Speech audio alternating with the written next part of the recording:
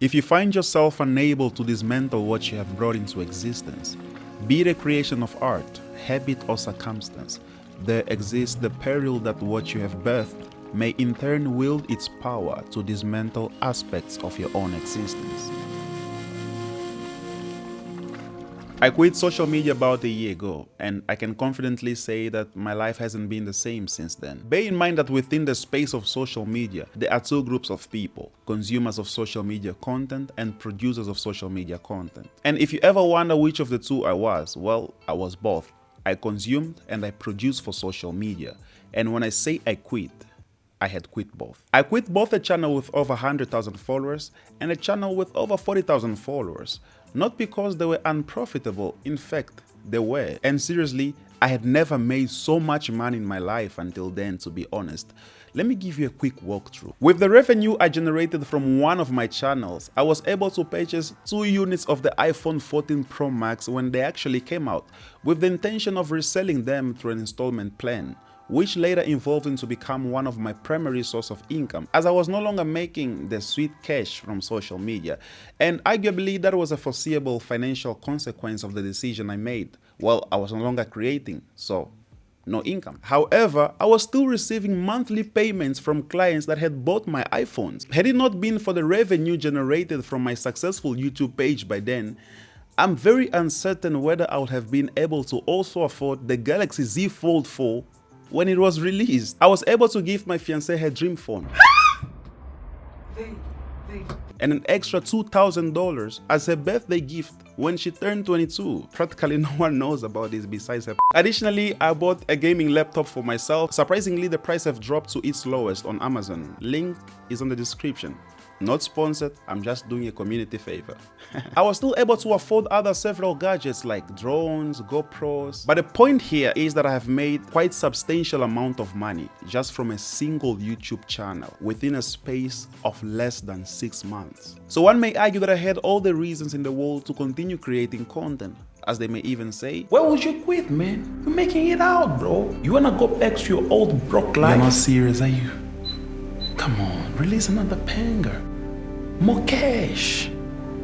More cash. More cash. More cash. You wanna go back to your old broke life? I shut my ears, I closed my eyes, and I listened to my heart. My heart told me 2 things that made me quit. My prank channel only needed 1 content and 1 month to break the social media algorithm. At some point, I had become the most viewed English content creator in the niche of cucumber prank, generating over 20 million views in 6 months. The cucumber prank was with no doubt a huge success in the social media prank industry, and with huge success comes huge competition. Dozens of channels opened just to create and recreate the same content. This eventually caught the eyes of YouTube, who started to demonetize this content, going as far as striking channels down, as they did clearly fit into the category of sexualized media. So what was once funny became boring, shameful, and disgusting to watch, as many creators pulled the joke by faking and utterly sexualizing it. And that completely challenged my identity and left me with so many questions about the future of my channel. I later decided to release 2 or 3 more pranks just to get my channel to the 100,000 followers mark. But I wasn't happy with what I was creating because of how others were recreating it. And sometimes I'll watch other creators and my mind will tell me, no, you gotta go further. You gotta go an extra mile. Viewers want to see a more intense sexual expression from these pranked girls. At some point, I was losing my innocence. And every girl I saw on the street, I only thought of exposing their sexuality through a prank that had lost its comic sense and adopted a more sexualized exhibition. That's how it was. This led me to reflect, and I had a period of internal moral conflict because my actions were not a reflection of my values. I was ashamed, and I felt guilty of the potential action some viewers would have taken if they were not fully pleased through the sexualized pranks. That's when I thought, if I cannot destroy what I created will destroy me. So I quit. I'm quite certain you have heard about social media anxiety before.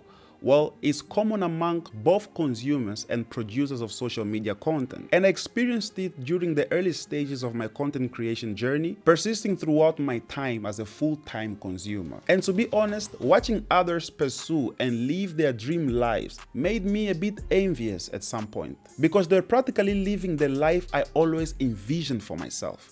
But somehow, it was just not working for me. Why?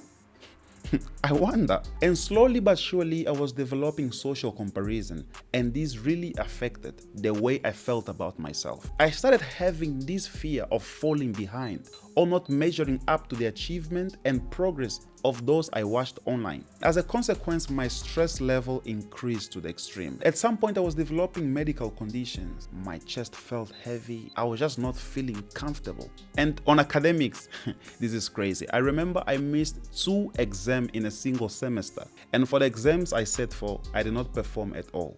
Relationship-wise, worse. I failed to manage my own relationships. Whether professional relationship, romantic relationship. Because once I go on TikTok, I see this couple traveling the world, getting sponsorships all over. You go on Instagram, you meet this dude that is 18 years old and claims to be a millionaire and just about to spend $500,000 to take his girlfriend on a date. Others are flying to Dubai, and in a blink of an eye, they're in Japan. And I go on YouTube, I meet Iman Ganzi. And I'm like, what the heck am I doing with my life?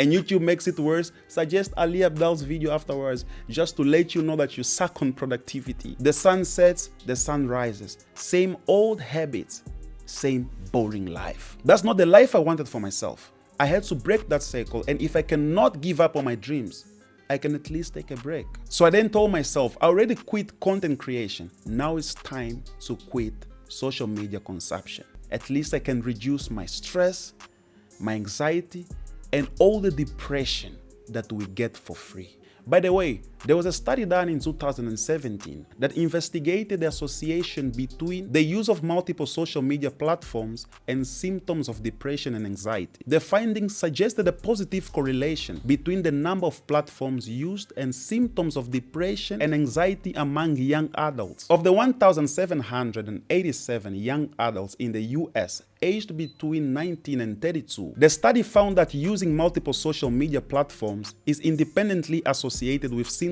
of depression and anxiety, even when controlling for overall time spent on social media. Participants who used 7 to 11 social media platforms had substantially higher odds of having increased level of both depression and anxiety symptoms compared to those who used none to 2 social media platforms. So it is with no doubt that the outcomes or consequences in your life are a result of the causes you initiate or the actions you take. This principle is known as the law of karma. It implies that every action has a reaction and every cause has an effect. So the day I understood that speed is not direction, I realized the importance of steering my efforts with purpose and intention. Velocity alone does not guarantee progress if it lacks a clear trajectory. I decided to take a break from social media to reflect on my true and unique purpose before I unintentionally yield to the pitfalls of social media success, potentially defining a purpose for me rather than allowing me to discover my own. Although this took months, at the end it was all worth it. Because as I discontinued my presence from social media platforms in pursuit of my purpose, it massively contributed to my overall well-being. The absence from these platforms reduced my social media-induced dopamine, anxiety, stress, and social comparison. I continually reminded myself that before social media, I existed, and I can still lead a balanced life without it. Well, if you made it up until this far, Domingos, thank you.